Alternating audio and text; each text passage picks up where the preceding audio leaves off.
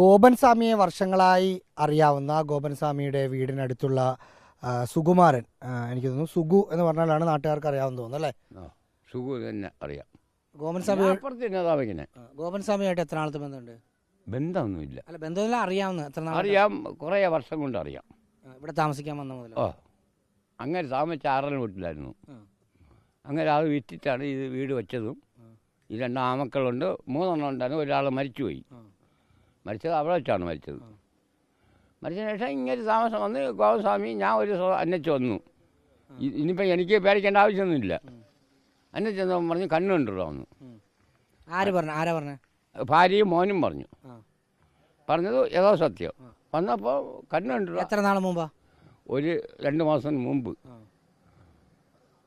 അങ്ങനെ കണ്ടുകൂടാ. കണ്ണ് കണ്ടുകൂടാ, വെളി ഇറങ്ങാൻ പറ്റില്ലേ. കണ്ണ് കാണാത്ത ആളെങ്ങനെയാണ് നടന്നു പോയി അവിടെ ഇരിക്കുന്നത്? അത് എന്താ ചോദിച്ചാൽ എങ്ങനെ അറിയാം എനിക്ക്? അത് ശരിയായിട്ടുണ്ടാവും. ആ സമയത്ത് എന്തെങ്കിലും പ്രശ്നമായിരിക്കും അല്ലേ? ഈ ചെറുപ്പം കണ്ണ് തുറന്നിരിക്കും. അപ്പോൾ ശിവൻ കണ്ണ് തുറന്നു കൊടുത്തിരിക്കും.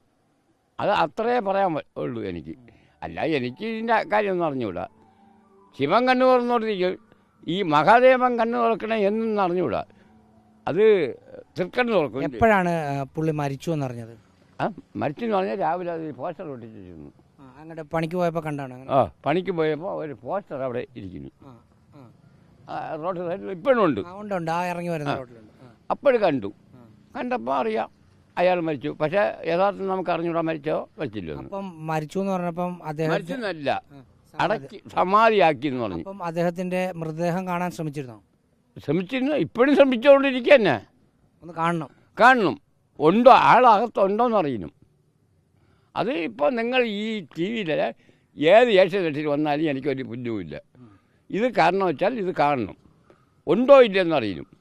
അദ്ദേഹമായിട്ട് പിന്നെ കുറേ നാളായിട്ട് കാണാത്തതുകൊണ്ടാണ് അന്വേഷിച്ചു പോയത്? അങ്ങനെയല്ല, ഇത് ബോർഡ് കണ്ടിട്ടാണ് പോയത്. ഇപ്പോഴല്ല, 2 മാസം മുമ്പ് കണ്ണ് വന്ന് ഇവരിവിടെയൊക്കെ തൂക്കും. യഥാസത്യം ഈ ഭാര്യ എന്ന് പറഞ്ഞവർ ഇവിടെ ഈ റോഡ് മുഴുവൻ അങ്ങ് അറ്റം വരെ തൂത്തു മാറ്റും. നാഗത്തറയും കൂടെ ഉള്ളതുകൊണ്ടായിരിക്കും. തൂക്കും. അപ്പം ഞാൻ കേൾക്കും, അണ്ണ എവിടെ പോയേ?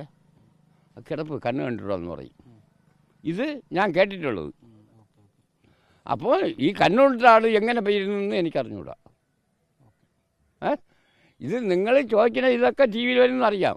അതാണ് സുഗുവിൻ്റെയും സംശയം. കണ്ണ് കാണാത്ത ഒരാൾ എങ്ങനെ അവിടെ പോയി ഇരുന്നു എന്നതാണ് ആ സംശയം. ആ സംശയം അടുത്ത ദിവസങ്ങളിൽ തീരും എന്ന് തന്നെ പ്രതീക്ഷിക്കാം. വീഡിയോ ജേർണലിസ്റ്റ് റീജുവിനൊപ്പം റഹീസ് റഷീദ്, ഇൻ റിപ്പോർട്ടർ, തിരുവനന്തപുരം.